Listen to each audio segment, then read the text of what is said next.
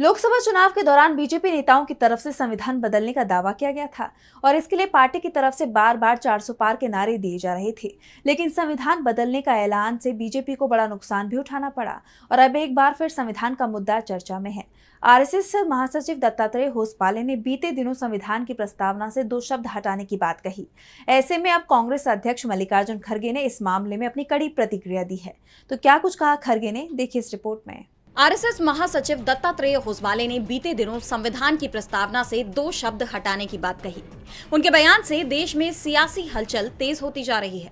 इस मामले में अब कांग्रेस अध्यक्ष मल्लिकार्जुन खड़गे ने कड़ी प्रतिक्रिया दी। खड़गे ने होसपाले को मनुस्मृति का समर्थक बताया और कहा कि अगर संविधान के किसी भी शब्द को छुआ गया तो कांग्रेस उसकी कड़ी विरोधी होगी और वो अंतिम दम तक लड़ाई करेगी।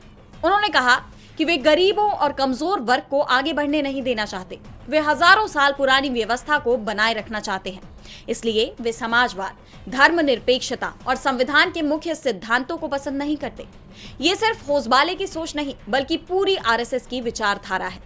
खड़गे ने पूरे आरएसएस को कमजोर समुदायों के खिलाफ बताया। उन्होंने कहा कि आरएसएस गरीब, दलित, पिछड़े वर्गों और अन्य कमजोर समुदायों के खिलाफ है। अगर वे सचमुच हिंदू धर्म के रक्षक हैं तो पहले छुआछूत जैसी कुरीतियों को खत्म करें।